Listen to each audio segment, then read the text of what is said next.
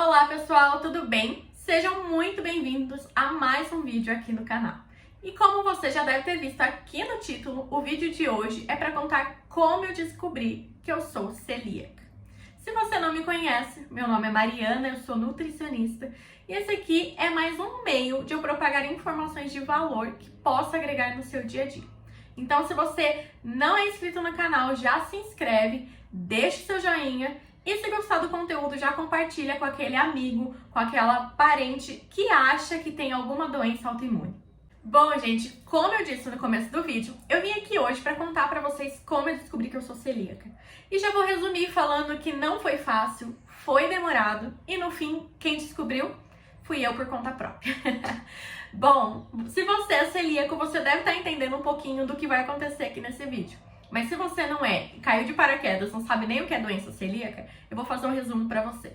A doença celíaca é uma doença autoimune, onde nós, celíacos, não podemos comer glúten. Nós temos uma intolerância a essa proteína.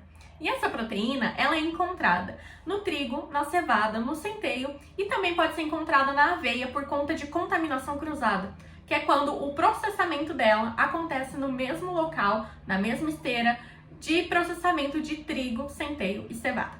Então, nós devemos evitar o consumo desses alimentos para que isso não faça mal, principalmente para o nosso intestino.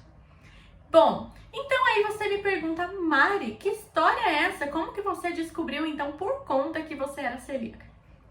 Tudo começou, gente, lá por 2015, quando eu fui fazer exames de rotina com a minha ginecologista. Como de praxe, ela pediu uma bateria de exames e eu fui lá toda faceira fazer, achando que estava tudo certo, né? Na época eu era estudante de nutrição, então não entendia muito bem dessas coisas, estava bem no comecinho da faculdade. Quando fiz o meu resultado, quando saíram os meus resultados, eu olhei e lá tava uma bela e uma bonita anemia por deficiência de ferro. E aí eu falei, tá, fui na médica, ela me explicou e começamos uma suplementação. E desde 2015, todos os exames de rotina que eu fazia tinham uma deficiência grave de ferro e também de vitamina B12. Então a gente ficava encafifada, né? Suplementei Neutrofer, suplementei Noripurum, que é vocês imaginarem de suplementação de ferro, eu fiz. Até na veia eu tomei ferro e não resolvi. E aí eu comecei a observar a minha alimentação. Como na época a gente morava na minha sogra, então nosso jantar era muito lanche, não lanche tipo fast food. Era pão, bolo, pão com queijo, pão de queijo, tudo que envolvia glúten e lactose, vindo ali do leite, do requeijão, da manteiga. E aí, algumas vezes, eu consumia um pão integral e me dava muita cólica intestinal, muita cólica. E eu não sabia o que era, mas aí eu comecei a investigar. Falei, gente, toda vez que eu como esse pão, eu passo mal. Então, vou parar de comer esse pão. Só que eu nunca associei ao glúten, porque eu sempre comi o quê? Pão com manteiga, pão com queijo, pão com requeijão. E eu achei que era intolerância à lactose. Enfim, fui em um endócrino e sabe quando não bate? Ele olhou meus exames, a anemia que eu tinha. Pra quem entende, gente, minha ferritina estava em 17. O ideal é que ela esteja acima de 60 e 70. Então tava muito baixa. E ele olhou e falou assim, não, tá tudo bem, você não tá com anemia. E eu falei, ok. Saí de lá, não segui nenhum protocolo, obviamente, porque eu entendia já, né? E fui pra casa. E desde então comecei a desconfiar que era ou a lactose ou o glúten. Só que como não era sempre que eu passava mal, foi passando batido. E era aquele pão em específico. Então eu achava que era algum preparo do pão, alguma coisa que ia naquele pão que eu não poderia comer. Porque se eu comesse um pão de forma ou alguma coisa do tipo, eu não passava mal. Até que no final do ano passado, no começo do ano passado, eu fui no endócrino. E eu falei, doutora, olha, eu tô vindo aqui porque eu não aguento mais, eu tô muito cansada, já suplementei ferro via oral, ferro na veia, minha anemia não melhora, eu não aguento mais. Eu fui assim, cansada, sabe? Eu falei, não quero mais isso pra mim, eu preciso melhorar. Aonde eu encosto, eu fico, eu não tenho vontade de fazer nada. E aí eu falei assim, ela fez, né, olhou os exames que eu tinha, solicitou novos exames e falou assim, você tá com alguns sintomas, essa anemia, né, é recorrente e tudo mais, você notou alguma diferença na sua rotina? Eu falei, olha, Eu estou desconfiada que possa ser uma intolerância à lactose. Será que a doutora não pode pedir um exame para eu fazer, né? Aquele exame que a gente toma lactose pura no laboratório. E aí eu falei, posso pedir, mas eu vou pedir também de glúten, pode ser? Aí eu falei, pode, doutora, claro. E eu, toda feliz, achando que não ia ser o glúten, eu achei que ia ser a lactose. Até porque eu já pensei, intolerância à lactose a gente toma enzima e tá tudo certo, né? Quando eu quiser comer lactose, tá maravilha. E aí fui fazer o exame. No outro dia já fiz o exame de intolerância à lactose e o de sangue para glúten.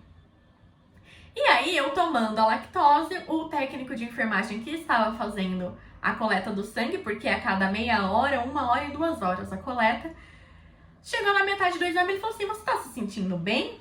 Aí eu falei, eu só tô vendo que assim, minha barriga tá meio estranha, mas é porque a lactose é muito doce. Então, mas nada demais, assim, minha barriga não tá doendo, não tô com enjoo, nada, não tô tendo coxada. Aí ele falou, olha, então muito provavelmente você não tem intolerância à lactose. E aí eu fui pra minha casa, toda feliz. Toda faceira, eu falei, gente, não tenho nada, vai dar negativo, porque glúten eu tenho certeza que não é. E aí saiu o resultado. A hora que eu olhei aquele resultado pra doença celíaca, tinha que estar assim, se eu não me engano, era abaixo de 20. E o meu deu 280, não sei quanto. Aí eu falei, eu não acredito. É o glúten. E aí começou a saga. Nesse meio tempo, na rotina de trabalho, eu não consegui ir atrás. Mas quando foi na metade do ano passado, se eu não me engano, eu marquei um outro endócrino. E aí, fui nesse endócrino, falei, doutor, vim aqui porque eu tenho anemia, expliquei toda a história da anemia, que era crônica, que nada resolvi e tudo mais. E aí saiu esse resultado aqui, que eu acho que deve ser doença celíaca. E aí ele me encaminhou para uma gastro, ela solicitou a endoscopia e a colonoscopia com biópsia. E aí lá foi Dona Mariana fazer os exames. E ele falou, olha, muito provavelmente é doença celíaca, mas vamos para uma gastro para ela solicitar os exames e fazer essa avaliação. E aí quando eu fui fazer os exames, saiu o resultado da biópsia, estava lá, gente, doença celíaca.